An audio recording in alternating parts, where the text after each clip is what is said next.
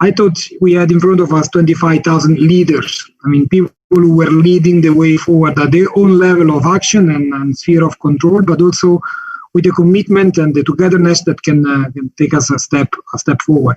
And I guess this is very important. Many of the communities we work with, they demand, first of all, dignity. They demand respect. And much of this dignity and respect comes from the recognition of what land is for them and what can do for their autonomy and sovereignty in decisions. So I guess my congratulations to the team, for the filmmaking team, and obviously my congratulations to Ekta. We did a few things together. I guess the Jai Jagat was our latest experiment. I know more will come. Thanks for inspiring us. Thanks for inspiring other members of our broad coalition. Over to you, Jill. Thank you. Thank you so much, Stefano, for your remarks and very wide-ranging comments and very helpful comments. I just want to say, in case, and also to Catherine, that we found after the women's caravan that joined the 2018 Andolan that a lot of energy had been created among women. And for the first time, there were 60% women in the mass movement. So this was when Catherine was there in 2007, there was about 30% women. In the Jan Andolan, there was about 60% women. So it shows how women in land has come along and how important that constituency, as you said in your remarks, Stefano, it is. I'd like to now turn a good note on women's issues because I'd like Margaret Hugentobler, Maggie, to say a few words. Maggie was the head of, I think it was planning and architecture, urban planning and architecture at ETH University in Zurich. She's the president of the Cheshire Support Organization. She has made contributions to the work of Ekta Parishad for 20 plus years. Walked with us in 2007, in 2012, and probably a number of other smaller marches. Maggie is chaired the Ekta Europe Committee.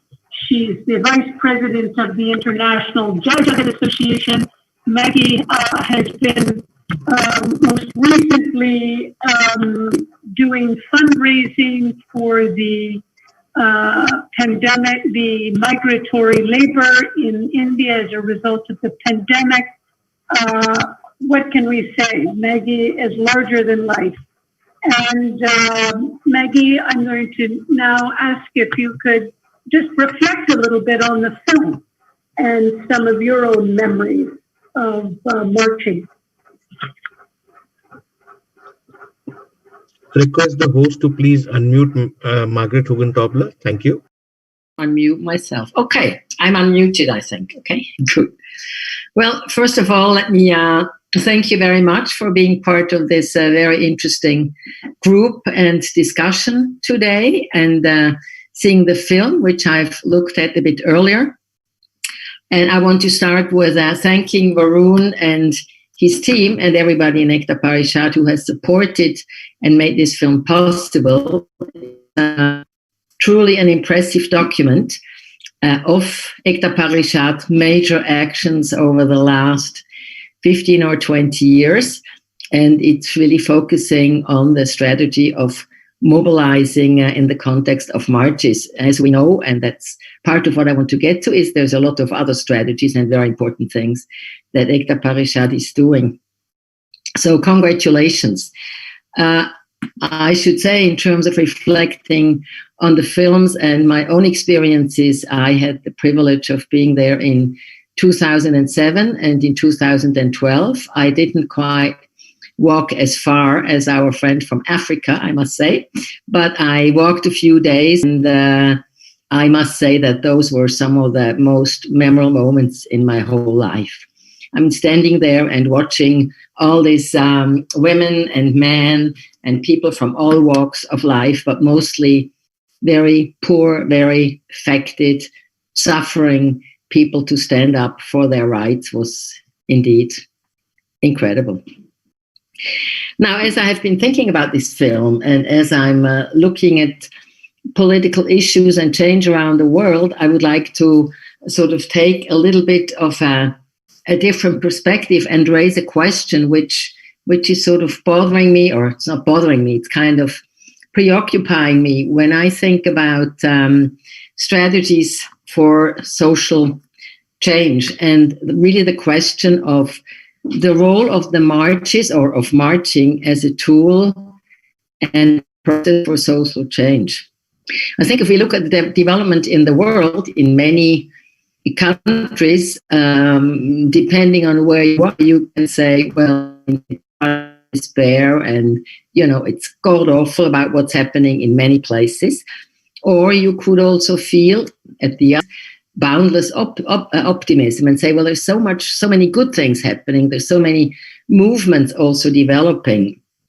And I think the way for both perspectives. As we know, the corona crisis has in many, many countries brought the issues and the challenges and the problems of the people at the bottom of society to the fore.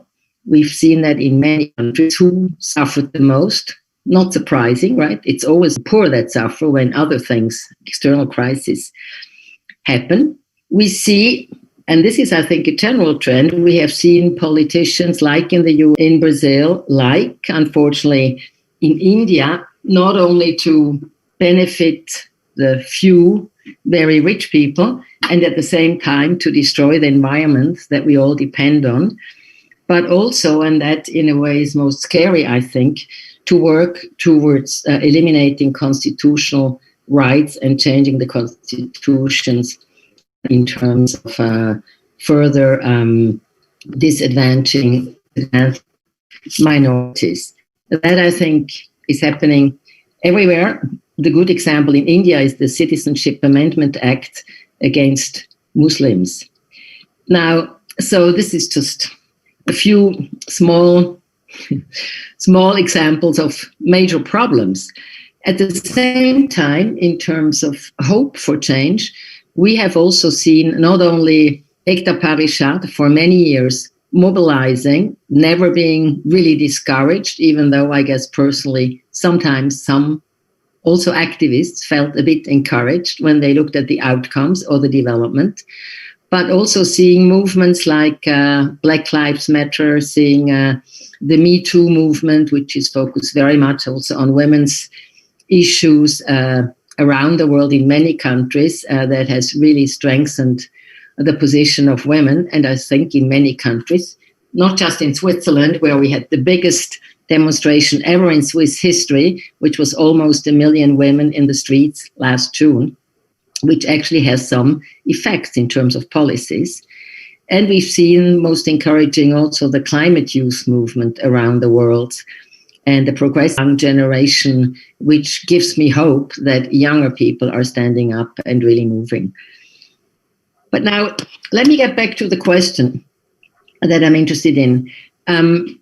I think and I'm not thinking about the young middle-class people walking for the climate on Fridays here, but I'm thinking about the thousands of people who joined the marches of Ekta Parishad, and joining is a big sacrifice. I mean, they leave their families, they are spending days under very difficult circumstances.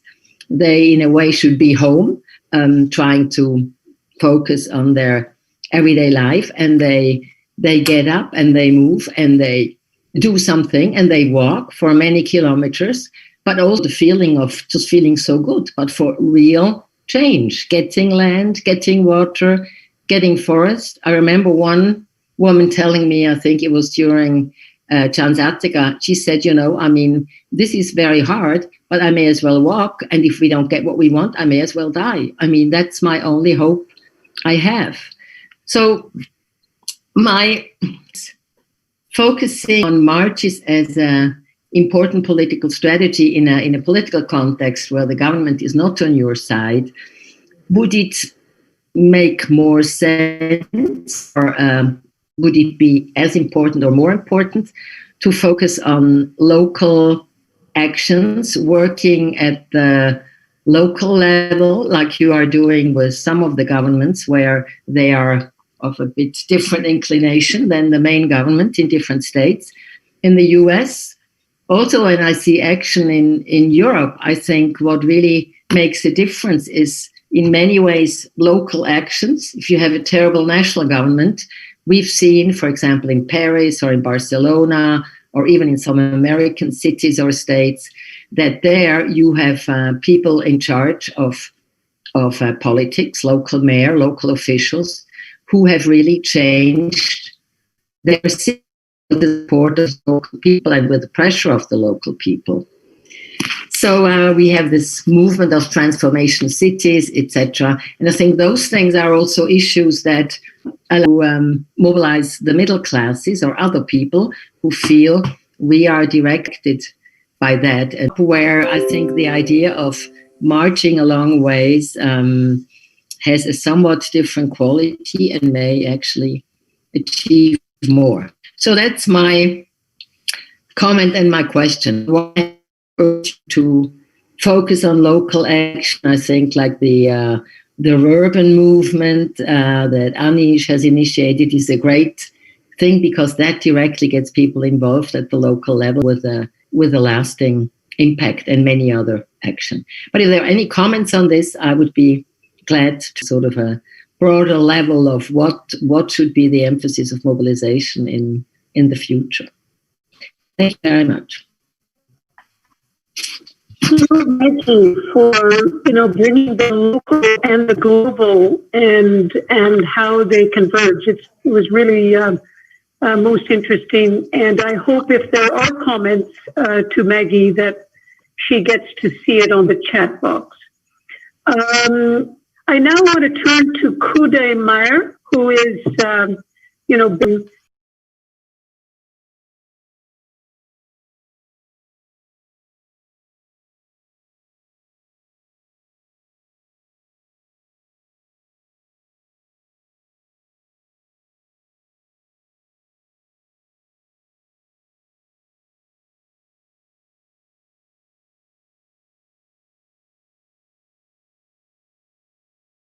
the office bearer of Sheshi Support Association for many years. But I think one of the things, and we look to you, Kude, who were the production manager for the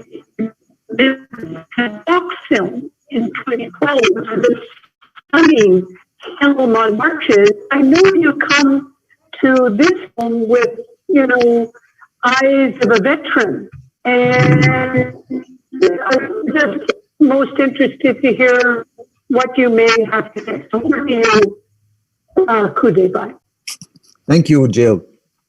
And thanks, Unity, to give some comments to the film. And I want to frame my comments on the film itself.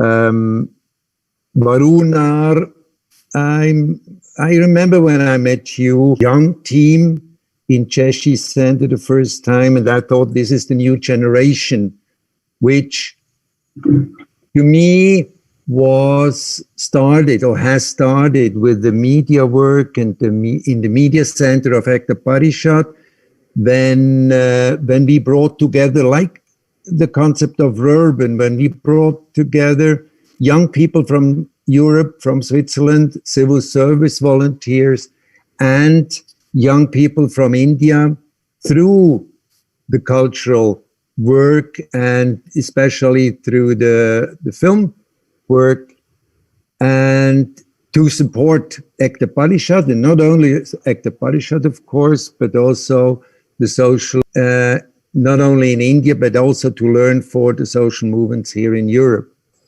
And I see, Varun R, that you have kept up the media work in Ekta Parishad. And when I look at the film now, then I also realize that this media work has advanced, has become more modern, more coming from a professional approach to filmmaking.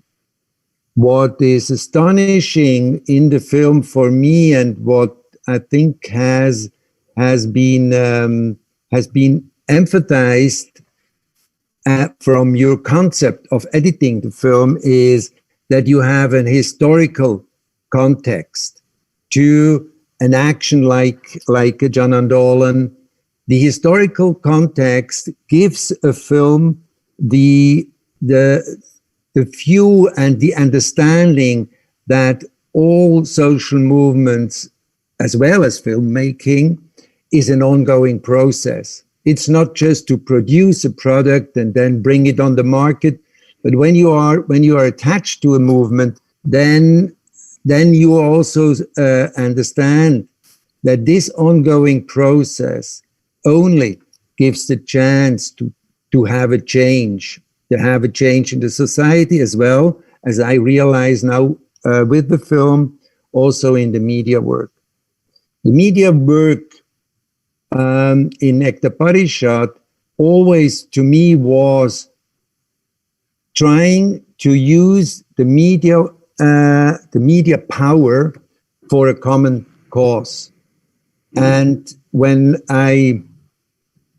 not long ago, Kari Saurer, the Swiss filmmaker who made 2 films in India, who also was not only a filmmaker, but also a teacher.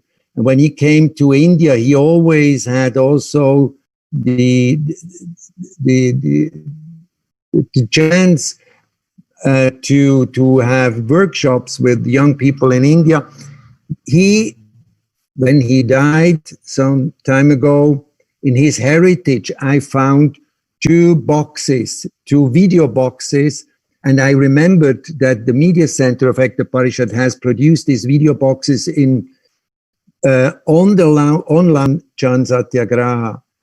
In the video box, there were 16 films that have been used to bring to the people that are the heroes of the films.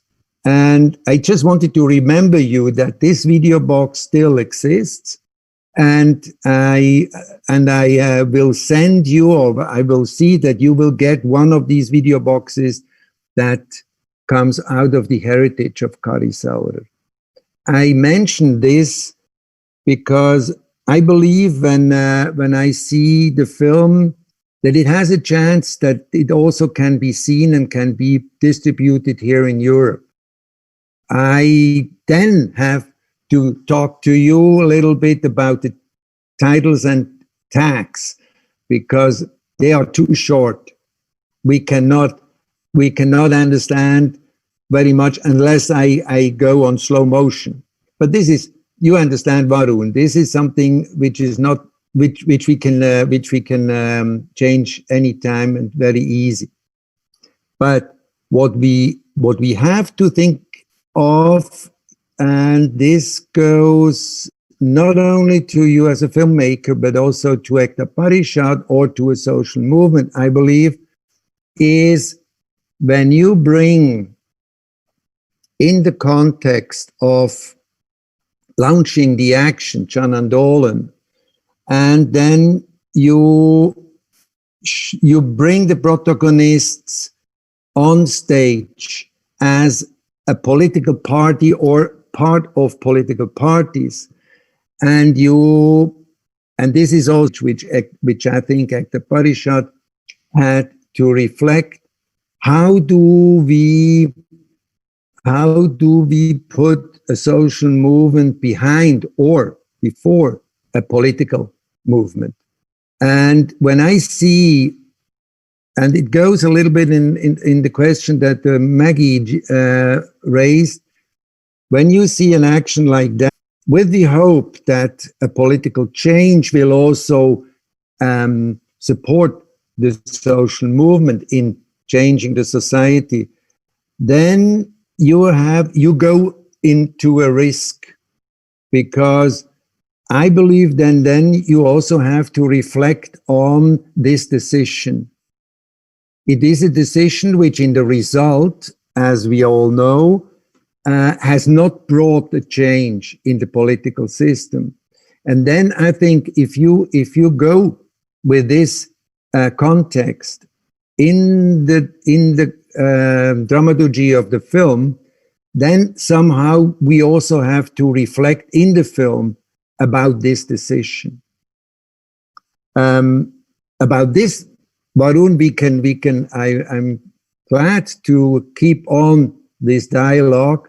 We can do, and we probably then we also can find a way, because this is something which I believe that we have for a European. I think we have to find a solution for that question. With that, I'm really congratulate you, Varun, and your team to have made this film. And whatever we can do here, and Satyagraha will be the launch. Will help to launch the film here in Europe too. Thanks very much for the. Thank you so much, Kudai, for your remarks. Can people hear me? Yes. Kudai, you can hear me? I can hear you. Yeah, good. Thank you so much. Oh, good. Very detailed and very supportive, and so much of help because of your years of media work. We really thank you for such profound comments. I now turn to Milun Kotari. Milun is a longtime friend of Ekta Parishad. He is the founder of the Housing and Land Rights Network in India, which has done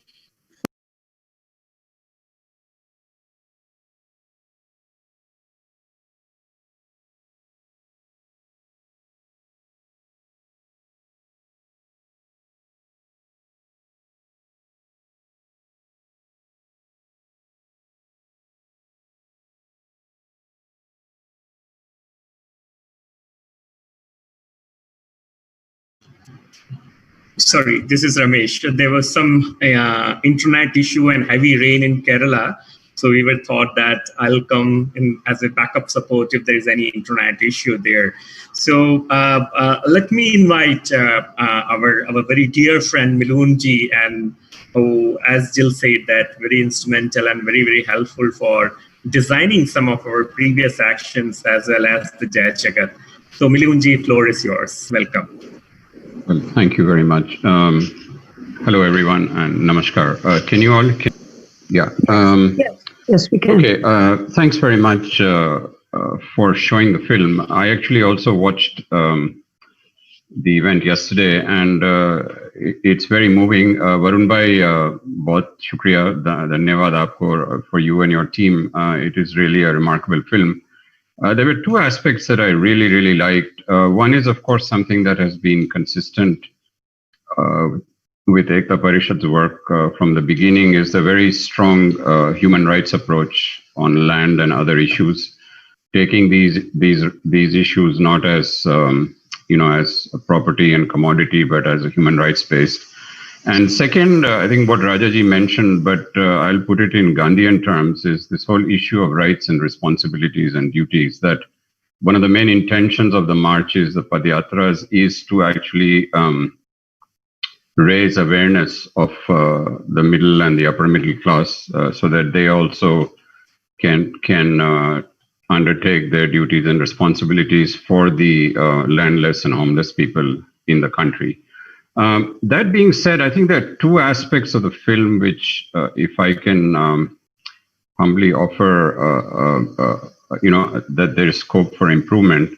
One is, you see the 25,000 people, but you don't get a sense of the scale of the land rights problem. I mean, how big is the problem in India? So I think some data, something on that would be very useful. And the second is, even though there's a lot of discussion and commentary in the film, it's not very clear what the 25,000 people are marching for. So what are their demands to the government? I mean, we can see that they're marching for land rights, but what precisely are they demanding? So these are two aspects which I want to just slightly develop on in the few minutes that I have. First of all, let's look at the scale of the problem. So we have in India, 170 million rural households, out of which 100 million, about 56%, do not own any agricultural land. And since it's a human rights kind of work, let me disaggregate that for you. So 90% of the landless are Dalits, scheduled caste, and tribals, scheduled tribes, indigenous people, majority of whom work in agricultural labor and as sharecroppers. And the lack of access to land for these millions of people is the root of poverty and hunger. And if we further disaggregate, there's a very strong gender dimension, which our colleague from Kenya also brought out, that in India, 35% of rural women-headed, and only 2% of women own land. And one of the really striking features that has come out through the COVID crisis, this colossal migrant dynamic movement that we had in the country, is that 55% of India's, the migrants comprise of 55% of India's landless and homeless population, which shows you that there's been a complete sort of failure of land reforms in the country. And I think one of the most compelling demands that has consistently been there with Ekta Parishad has been the issue of calling for a right to homestead act. And I just want to spend a few minutes on that. In the context that we are speaking about, a right to homestead entitlement recognizes both housing and land rights, and it holds great promise for rural workers. So, as we saw in the film, there was an attempt made to have to mobilize for a national act in 2013. We already have 2 states that have state acts, Madhya Pradesh and Bihar. And if we had a national act, which has not yet come into play, it would bring for millions of currently landless and homeless across the country. So that what does it do? The act provides, it guarantees each and every landless family to get not less than 1/10 of an acre of land, and a parcel of land for homestead can be used for livestock, vegetable farming, and provide families with a supplementary source of income. And in certain states in India, Bengal, Odisha, Assam, Manipur, the system of small fish ponds, there are many kitchen garden in Chhattisgarh, Jharkhand, and so on. So that would be very important. So as we saw in the film, after the advocacy work for the National Right to Homestead Act, it's just been in abeyance, and even in 2018 there was a written assurance at the big mobilization in Gwalior by the Minister of Rural Development, but it hasn't moved anywhere. So I think as a concrete demand to follow up from all these efforts, it would be very good if we could all work together to and with a sense of urgency to bring forward this legislation. And there are several compelling reasons for that. One is that obviously it would operationalize people's rights to food, land, and housing, but it would also fulfill our constitutional and international commitments. And Margaret, I just wanted to say here that there is a sort of a double pressure, one from the international level and one from below, which could partly answer your question, although it's a bigger discussion. But India has ratified a range of international human rights and other instruments, and also FAO guidelines on responsible governance of tenure. And recently, as you all know, the UN has adopted the UN Declaration on the Rights of Peasants and Other Rural Workers, which also came about because of a global mobilization with Via Campesina, to which Ekta Parishad also participated. And so if we had a national act, it would allow us to comply with these international commitments. The second is that the Right to Homestead Act can begin the process of reversing the damage that has been done by the failure of land reform, especially for those whose land rights are not covered. As you know, we have a very progressive legislation, the Forest Rights Act. And for the large majority of the poor in rural India, including those that have a small piece of land where they have built insecure and inadequate homes, the critical need today is the upgradation of their homes and adequacy to meet adequacy standards. And this would be possible with the implementation of the State Homestead Act. Third, it would also become a benchmark for many of the large-scale social programs that we have on food security, on livelihood, and then it would also be a very decentralized. It would have decentralized legal provisions directed by the Gram Sabha to ensure a successful implementation of the law. Right, for many months now, our Prime Minister has been talking about something called Atmanirbharta, which is self-sufficiency. But I think it's very important in this context of the landless and homeless that we stress that this is not only an economic economic concept. This grand idea has to be based on personal self-sufficiency, what in human rights terms is called the right to self-determination. And the Right to Homestead Act can be a missing that not only assists in alleviating the suffering of the abandoned migrants, but more importantly, in bringing a semblance that they lack if the only choice they have is to eke out a living in an uncertain, insecure, and alien urban environment. So I want to, congratulate again Ekta Parishad on the film, but to wish all success. About this statement about the local versus the whole kind of a national action, and how it's actually either complement or give fuel to each other, kind of a thing.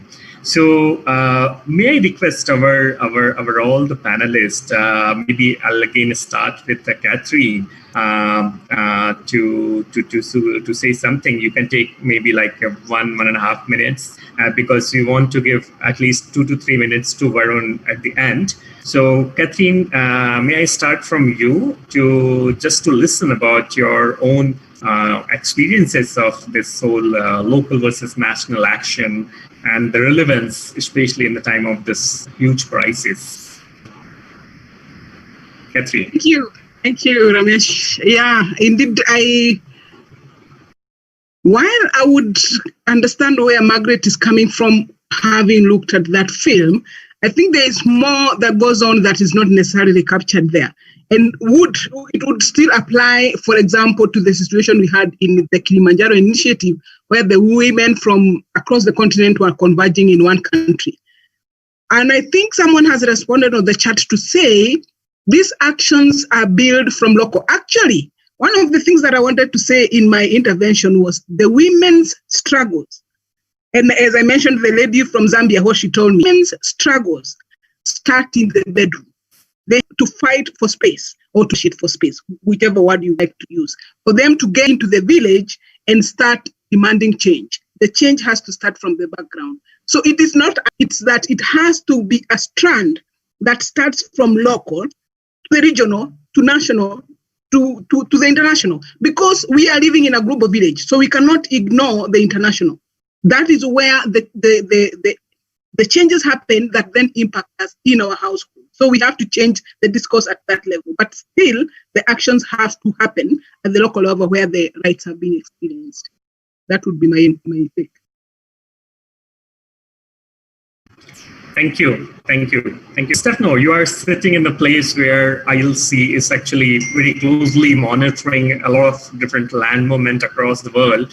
And we know that sometimes ILC is also behind to encourage some kind of a strategic thinking for those movements, grassroots movement as well as the national movement.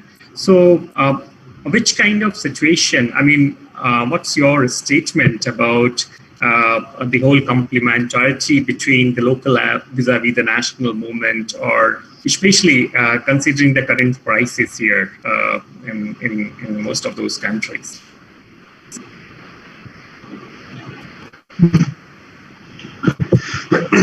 Yeah, thanks. This is a very wide question, I guess. One thing we are trying to do with our membership, and again, I guess the experience of Ekta and other organizations, grassroots organizations in Asia and elsewhere for ILC has been quite important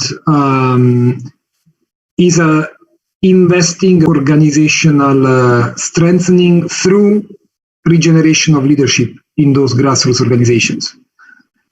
What I want to say here is that some of the dynamics in which we are, and I take note that COVID exacerbated, for example, the killings of land and human rights defenders. This is what we got reported from a number of our frontline defenders and other members. So yes, situation is not ideal, and it is exacerbating in many contexts due to shrinking of political space. We reckon that. And the COVID-19 has been, in many occasions, a perfect excuse to increase restrictions and limitations on some of the bottom-up demands. But at the same time, what we have tried to do as ILC is, in dialogue with our membership and led by the examples of some of the members, was, I guess, twofold. It's twofold. On the one hand, uniting or joining up, as I guess Catherine said at the beginning, different struggles, especially, I guess, the rural-urban divide. It is important we do unite that. And the Jajagat, I guess, despite it was a bit ambitious, I guess, he also had the ambition of joining the Global South and at least part of Europe, or the European view on some dynamics, again, very important. So uniting different segments of our societies, I guess it is very important. And regenerating leadership of organizations at the grassroots level. We do notice that often grassroots organizations, they ask us about support for regeneration of their own leadership and strengthening of their own organizations through regeneration of leadership. And then we also notice that sometimes some of their credibility in dialogue capacity with other stakeholders gets sort of like reduced by leadership that takes time to regenerate. So again, youth have a key role to play, not only as the end object of a set of measures, but also as the primary drivers of change from within their own organizations. Often people leave rural areas because they have no access to land, no access to markets, no access to credits, but also often they leave rural areas, or the most talented people leave rural areas and their communities because they have no access to power. And part of that power comes from within the same organizations that should be representing them. So not only we need more young organizations, but we need more youth in organizations and social movements as well. So again, I guess just to maybe cast a bit of a drop of hope into this discussion, because I guess we got a lot of interesting cases from within our members, and this is really I guess helping us think forward. I will stop here, and then maybe I would repeat as we go ahead.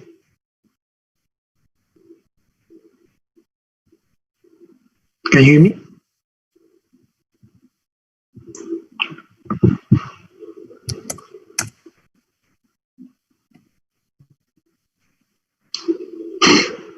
Was I talking by myself? Possibly. That would be nice as well. Okay.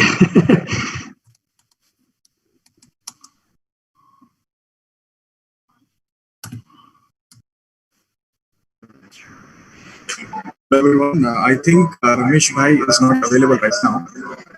So I think we must continue with the next session. We have an audio disturbance here. Okay, so I would take just a few minutes to recount what has been the progression of this session, and then I think in the meantime Ramesh Bhai can add up. So taking the liberty, just a moment, please.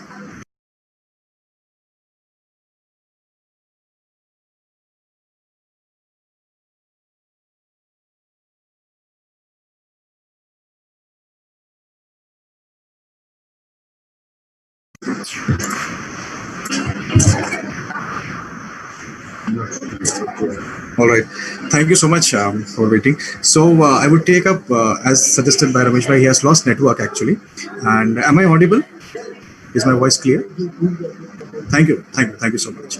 So I think I shall continue with as 2 or 3 minutes that has been told to speak. So there were some really insightful ideas and insightful things that were told by all of you guys. You guys have been a constant guiding force in all these films. And for example, I would like to quote, as Kathy said that there are so many forces acting at a time in a movement which of something happens, be it Corona or be it the COVID-19 or all the other things that are happening all around the world. There are always certain forces that are acting, and it's equally important to put our pedestal on the right side of the force mostly.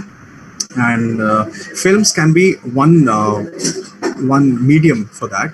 There are so many artistic expressions which can be used to push that force of bringing an equilibrium to the planet.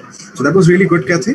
And I would also take up Rajaji here, because he, as he said, during the COVID-19, we saw something which was about to happen. This was about to happen because we all know that how did it came up, and we also know what is the solution of it.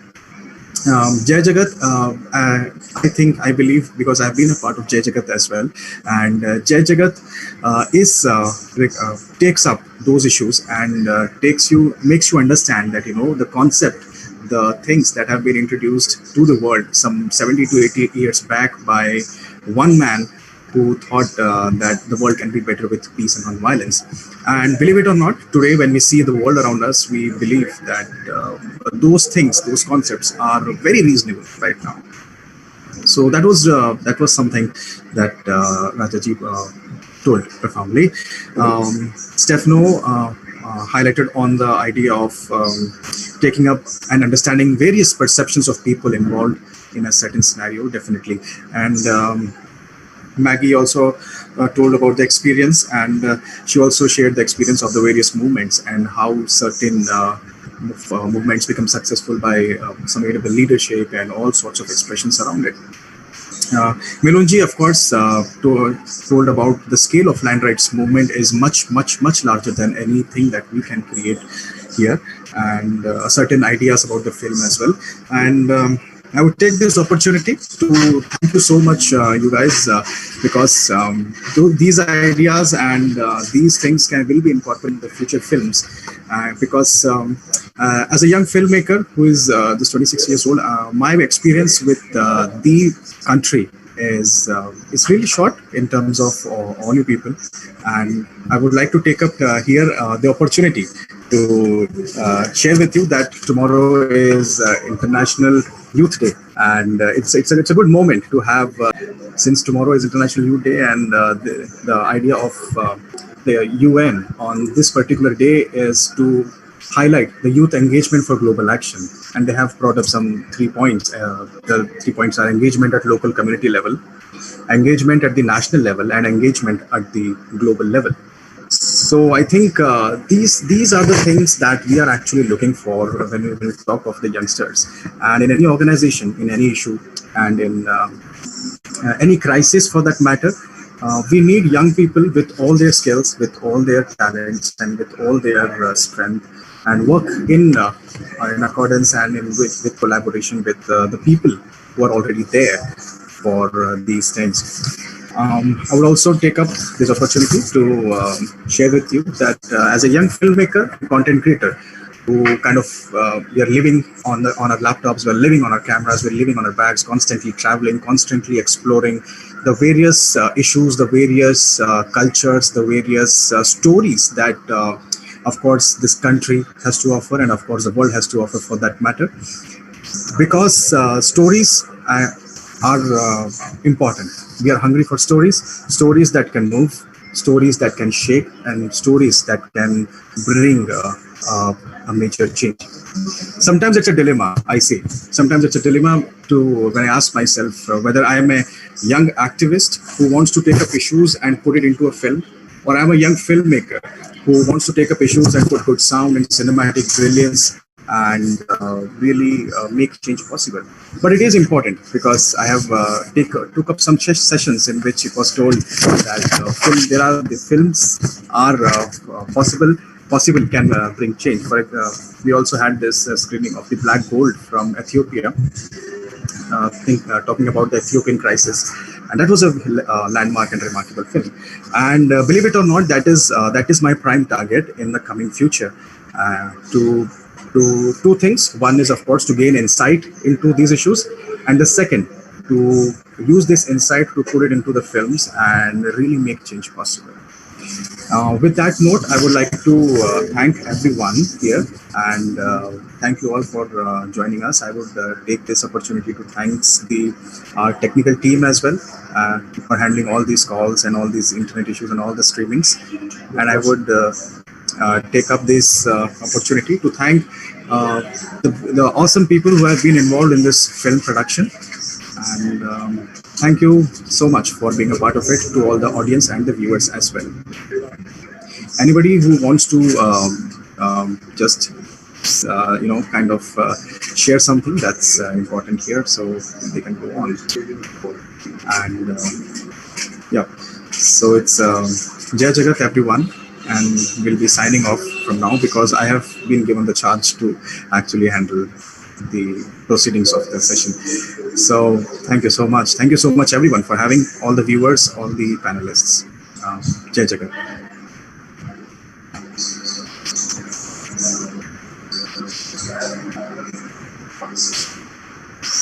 Any meeting for everyone?